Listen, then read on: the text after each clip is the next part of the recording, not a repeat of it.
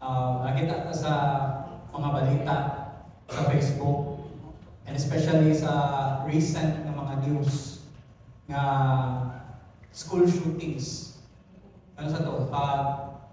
June 22, ito dito sa Tacloban. Onya, and kaning mga school shootings manggod, kaning mga inani nga mga sitwasyon. Kuan kayo ni sa akong heart. And maybe sa inyo hapon. Imagine ako parent ka, imong ipaskwela imong anak. Kanang thinking that they are safe there. They're there to learn. Then suddenly makatungog kag balita nga na pinusilay dito nya na mga bata na naigo. So it's not it's harrowing. And di uso siya, no? Di uso siya. Dagan kina ginana ng mga panghitabo diha sa US,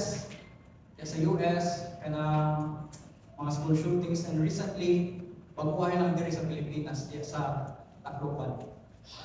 And my heart goes to the families nga naapektuhan ngadto.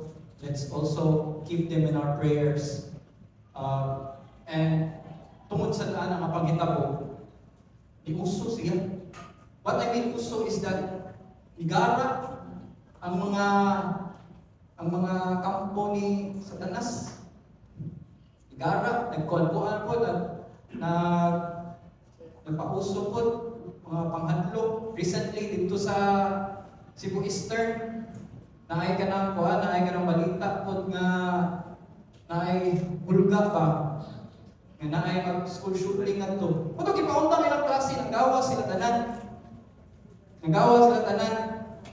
So, daghan na kayo mga guys, there's been a propagation of fear within sa mga among sa mga tao.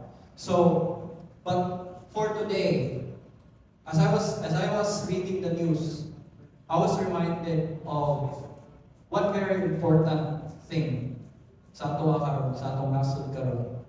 And we're not here in vain. So sa mga naa diri, I praise God that He brought you here to hear this message.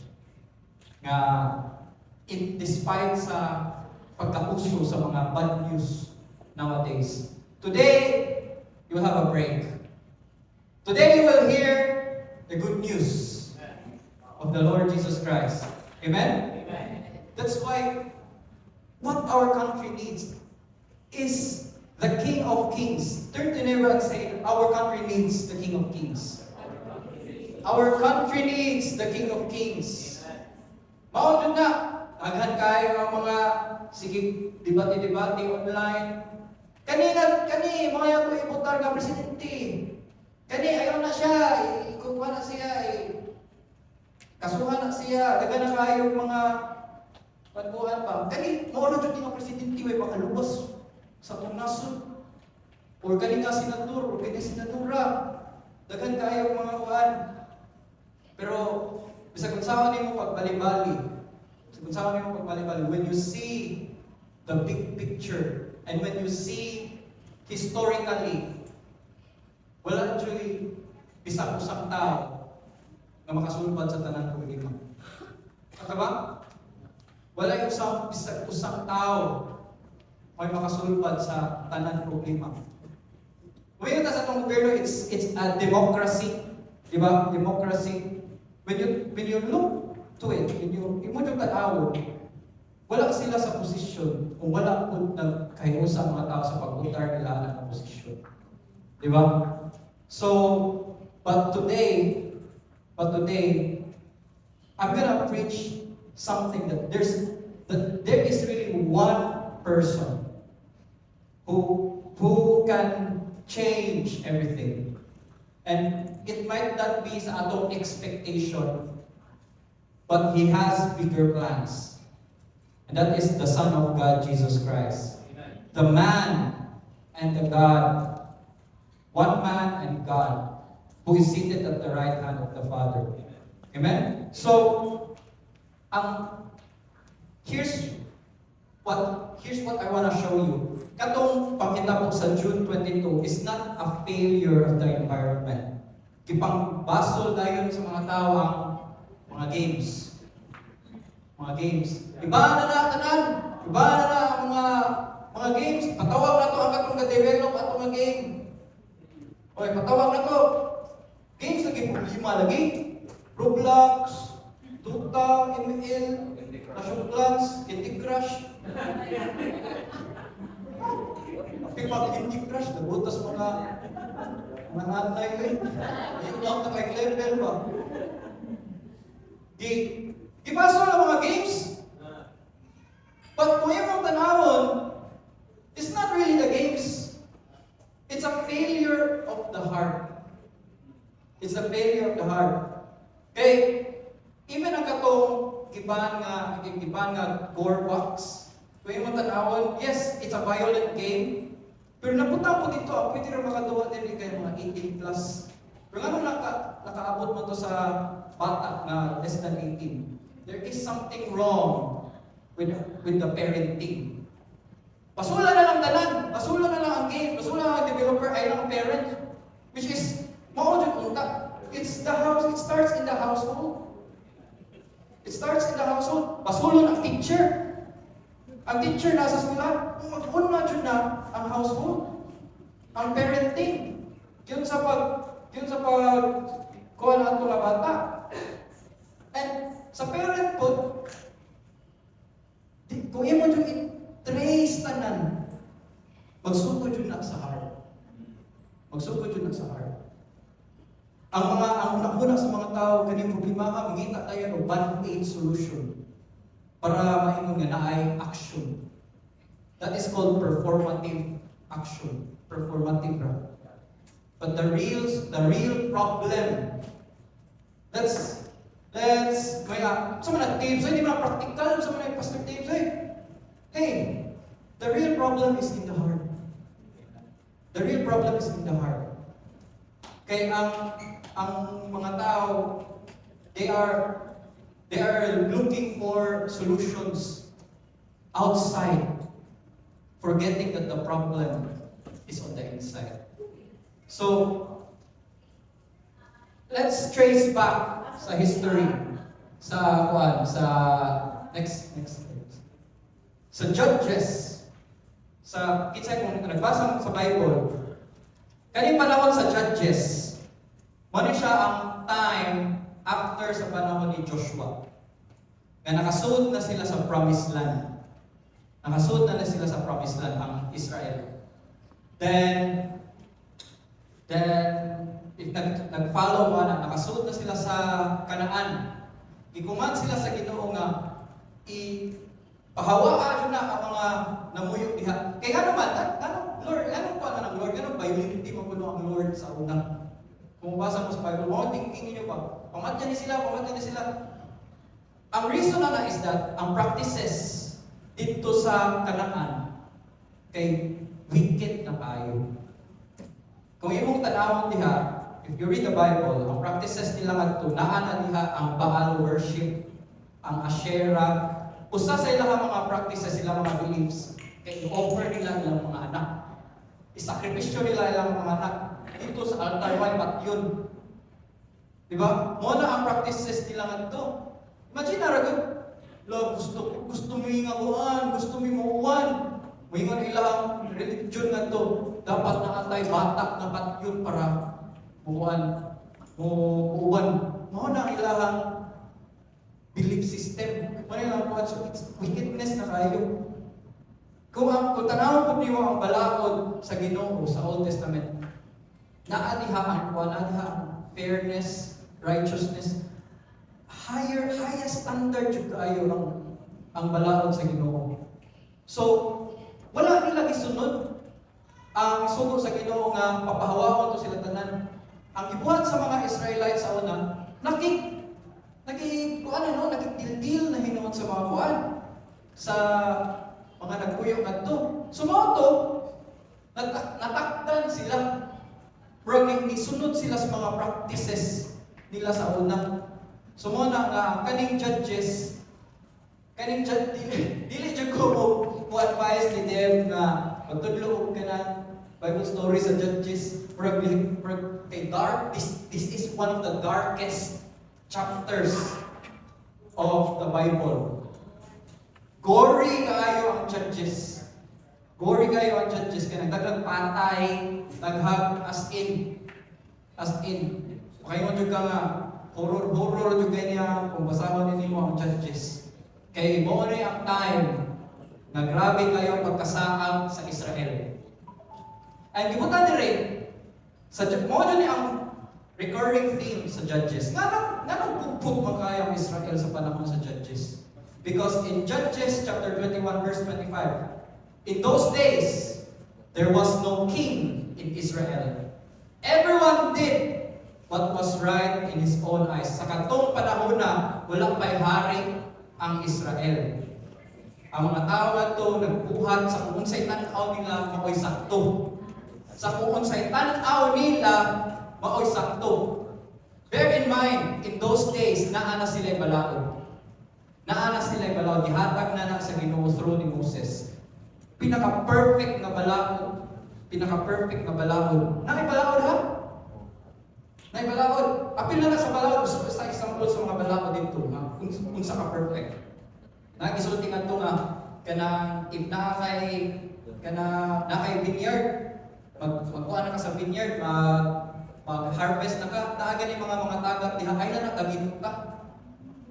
Kaya naman para sa mga pobre, para mga di ba kung saan nakanindot ka nga balaod sa Ginoo? Na-joy kuan ba? Na-joy care ba? Sa mga tao ba? So naa na sila balaod, pero ang gibutang diri, in those days, there is no king in Israel. Walay hari. So kung walay hari, kung walay naghari sa inyong kasing-kasing, you will do whatever you think is right in your own eyes. Mo ni na itabo, kung imong tan-awon kung say similarity sa panahon sa Judges ug sa panahon sa present, everyone does what is right in his own eyes. Kani mo debate dayon, debate. Mo ni sakto. Do not be deceived by people who can talk very well.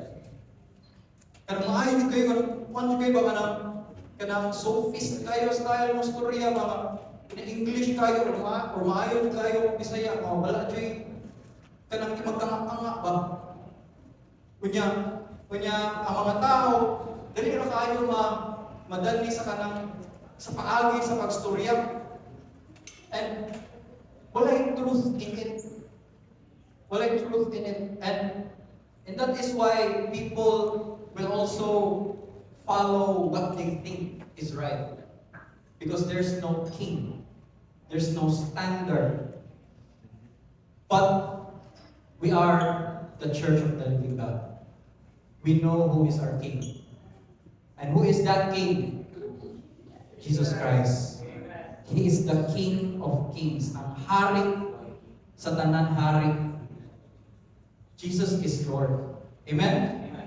So, how do we, the question is, how do we enthrone Him? He is already enthroned in heaven. How, muna sa prayer na to, let your kingdom come. Let your will be done on earth as it is in heaven. Siya ang hari. Pero sa kalibutan karon, naay force, naay kanang spirit, evil spirit nga naghari-hari. Naghari-hari. Now, fake na hari. Na nagkontrol sa mga decisions sa mga tao. And those are people na wala pa nakita sa truth. But we here know the truth. And what is the truth? The gospel. The truth, ang kamatuoran, this is the gospel. Kung saan ang gospel, Pastor Dave, saan na siya?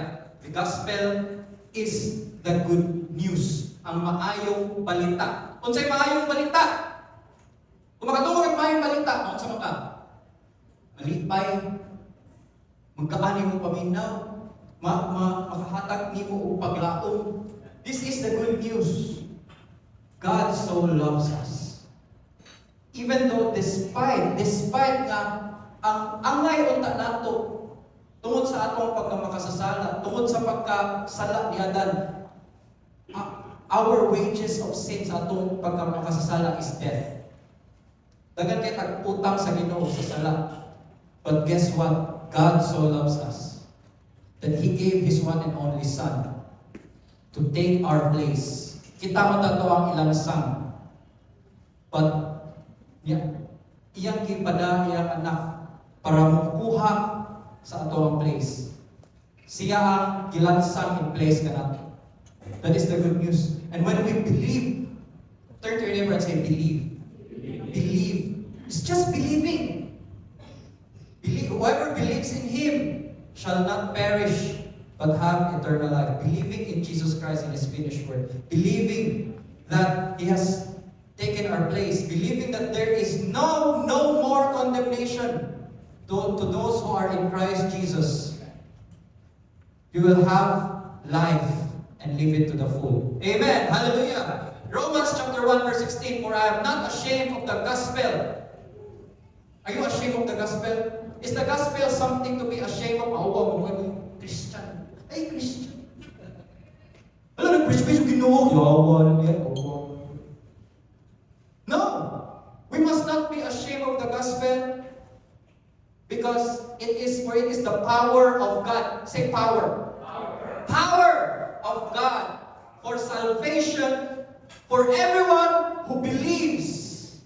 It is the power of God. Ang gospel. Good news.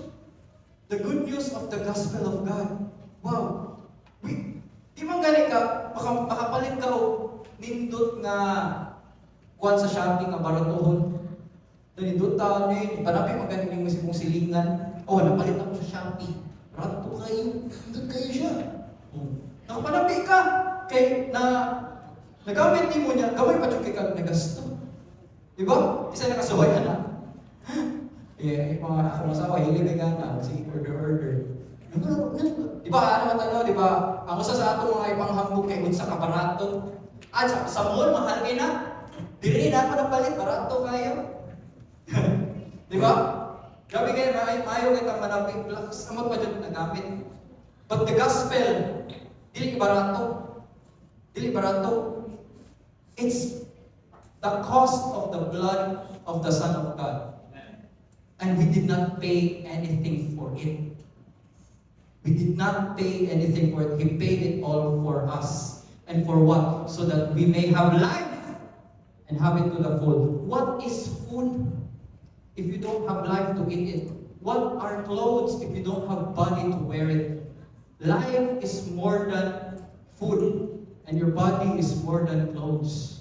That's what God is given to us. He wants us to have life and have it to the full. So, again, gospel, good news. I want to show you something. Kaninga thought, disorder sa niya sa mga pagbuntag. Recently, nakabasa ko news na po sa Facebook, nga naana say kanang bomb threat daw sa Horizons 101, kasi nakabasaan. Babuhay lang. Abot lang kung ano ba na, I don't know if legit na siya mabalita. Sa IT, o sa, bago lang sa Horizons 101 daw. But yung mga kuan po, mga previous po nga days, naapo dito sa Ayala Central Block. Ayala Central Block, kipagawas silang tanan. Sa CEC, shooting man to. Yung kipagawas po sa mga tao. O ito, nag-counter ko ba? Ikarang naman sila. Ikarang naman sila sa panguan. Sige, basta magpataka lang mag-post. Then, kung yung mong tanawon po, kung yung tanawon, as a government, as people na ay concerned, dili na nimo walang bahala. What if tinuod? What if na-adjoy mo ba? You take it seriously. Di ba? You take it seriously. So, imo yung i-check, imo yung i-verify kung tinuod ba na. Kaya kung imo ra, di na tinuod, kung naabot to. Di ba? Muna ang reaction sa mga tao. Tama ganito yung time sa wala. Kanang bata, kanang bago ko high school pa ko, nagpinuhang ko ba? Kanang lisod ko, lisod ko kumuha niya. Yan ako sa guard. Yan. Uy! Ginaw sa mga lisod. Uy! Mga pristo, yan na mag-joke-joke ka. Bam! Sa kuhan, pagbitawan, sorry mo kay Bob. Bawal na mag-joke-joke, kanang bam jokes sa mall. Bisan pag-joke na, joke naman na, sir! Sir, nag-joke naman na, sir! Bisan, dili na siya matawag nga rason na nag-joke ka. Why? There's a reason why bawal ang joke. Especially bum jokes. Because the more you say it, the more ka mag-joke, the more ka magsulti o pagka. Kaya pa bisan joke pa na, bisan dara na, lingaw-lingaw. Muabot ang point ang tao, dili na mutuo. Dili na i-take seriously. Kasi nakatungog sa story about the boy who cried wolf. Na sige siya, joke-joke, wala na yung wolf, wala na yung wolf. Ya, wala na, joke ra, nana. Wala na yung wolf, joke, hantod nga, wala na yung taong mutuo niya. Then pag ingon niya, kita nyo siya tinuod na yung wolf. Wala na yung wolf, di na tinuod, nagpakakon ka. Moto, takon siya yung wolf. Sige mo siya joke-joke. Sige mo siya joke-joke, ang nakikuha, nana. Di ba? So, mo na ang gigara sa mga tao karon ba nakisakay sa kuan ba? Nakisakay sa mga bad news ba? And that is the bad news. That is the bad news. Nakawonder ka ba, what if ang opposite? What if ang opposite? Unsay opposite ana? Una. The more you say, the more you listen to bad news that isn't actually true, and at first you believe, and wala na hitabo, then later on, it would have been kanang mas better na nito ka para i-take mo seriously, masave pa ka if mabot ang time na tinuod. Those are the preachers of darkness. But the good news, ang opposite ana. When you hear the good news, when you preach the good news that will bring you life and have it to the full, when you believe it, kung imong tuhuan, it will become true in your life as well. Amen. Ang mga bad news, kung imong tuhuan, pwede dili tinuod. Ang good news, kung imong tuhuan, tinuod yun. Di ba? When you believe in the preaching of the gospel, even you believe right there and then, it will be true in your life.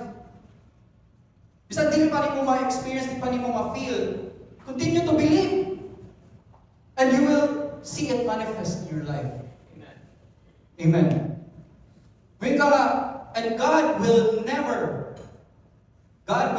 put you to shame if you preach the gospel, if you use His name, if you preach His gospel, what it really is. He will never put you to shame, and He will make it happen for the sake of His name. Dili siya ganahan nga i-blaspheme yung name. So mayroon ka nga, this is what the Lord says. This is His promise. He will make it true. Even sa imuhang historyaan ni Pritchan. When you even mention the name Jesus, here's the thing, beloved.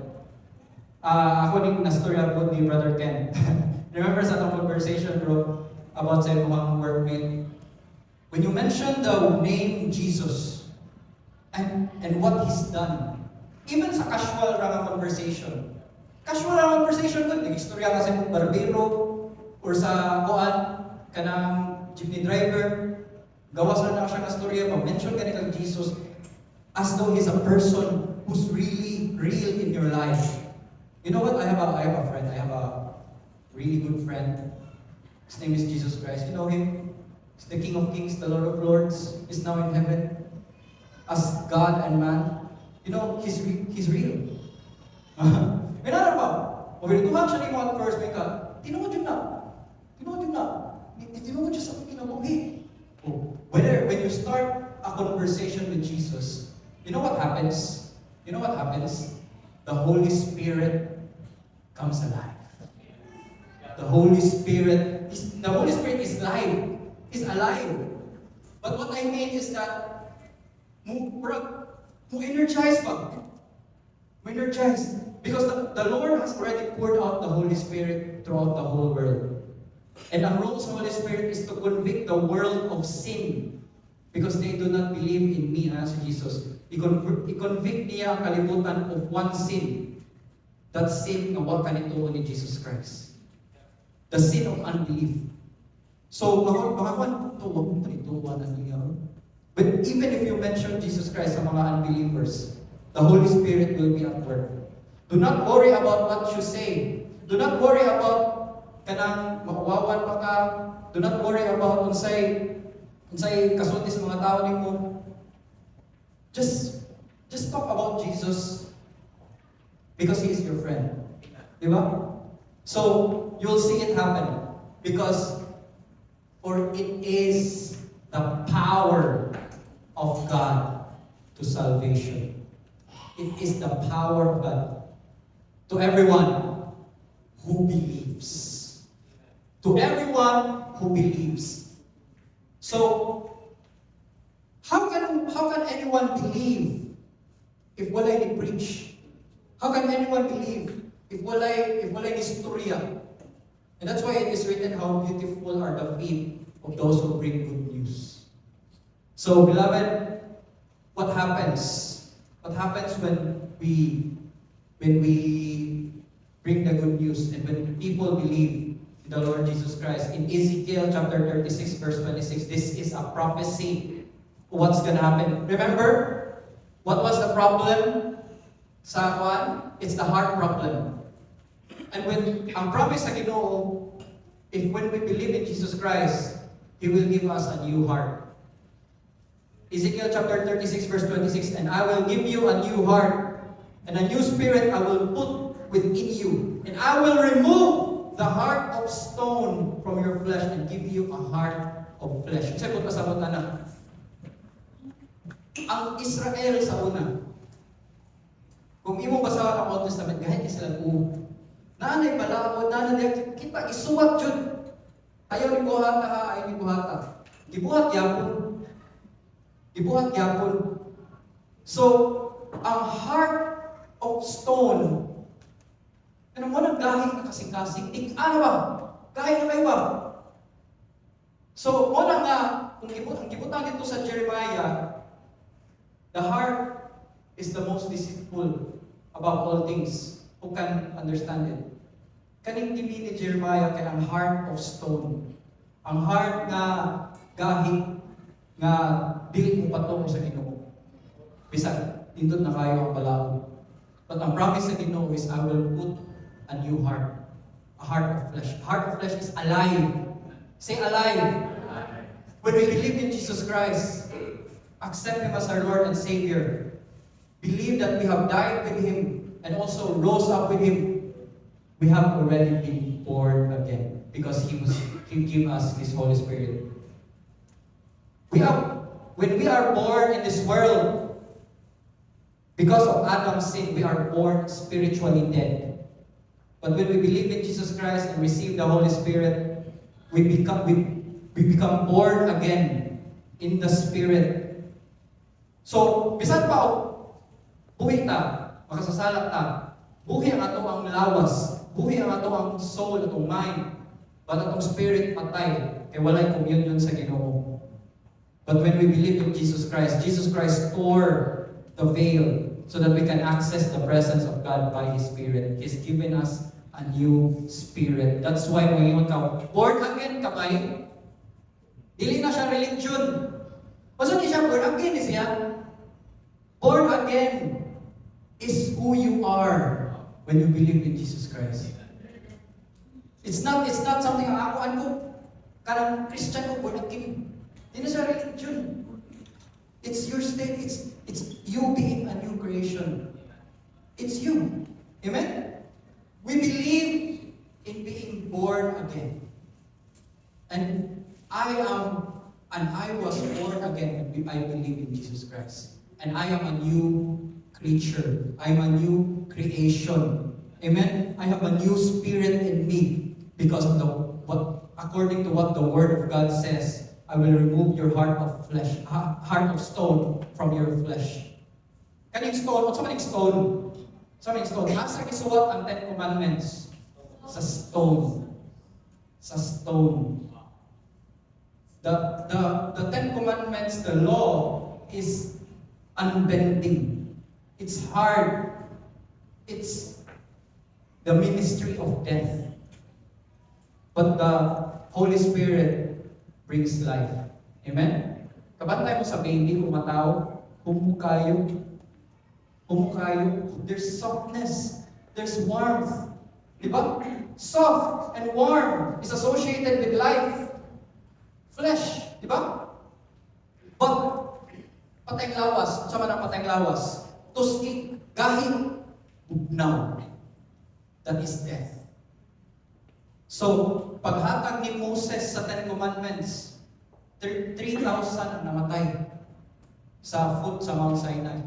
Pag naog sa Holy Spirit sa 12 Apostles, 3,000 ang naluwas.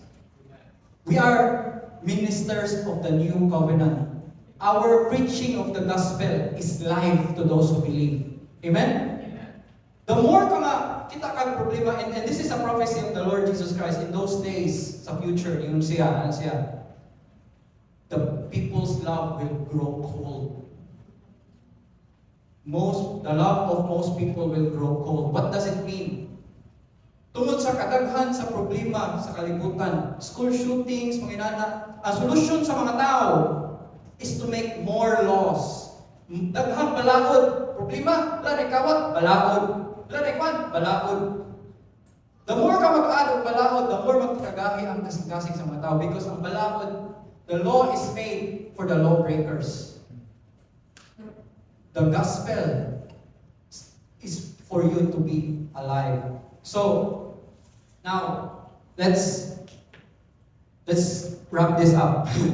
We cannot give away peace we haven't personally encountered. That is step one. We cannot change the country. We cannot change our country if we also do not accept the Lord Jesus Christ for ourselves. Then the frontline defense against violent culture isn't in the Senate. It's in the living room. What does it mean? It's in the family. When we receive the Lord Jesus Christ, parents, more parents here, we have a responsibility to teach the ways of the Lord to our children. Amen? Amen. Amen? Ayaw ibilin ang Ginoo sa simbahan. Ayaw ibilin ang Ginoo sa New Creation Church or diri sa Golden Prince. Dada sa balay. Dada sa balay. Fathers, mothers, Amen. we are the pastors of our own households. Amen? Amen. We are the shepherds of our own children. And therefore it's our role to teach them the ways of the Lord.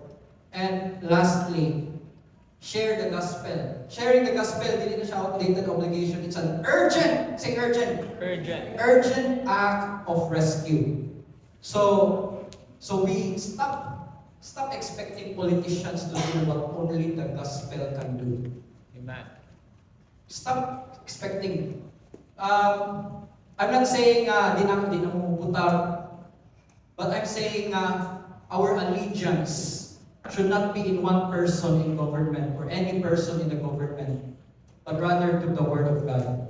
In the Word of God. If kani nga politician, iya mga kuan kay not according to the Word, but do not support. Kana nga kuan, but if nakaganing times nga kuan na the rule is according to the Word of God, then support. So it's not on the person. It's always the Word of God. Amen. Amen. So in the same way we honor our parents in the Lord, we honor also the government in the Lord. So, siyempre na siya. So, let's bring the King back. Amen. Wow. It's not that the King is gone. It's us. Wala ta ni aware sa iyang presence. Let's declare with one voice that the Philippines is under the kingship of King Jesus Christ. Amen. Our King is the King of Kings. Amen.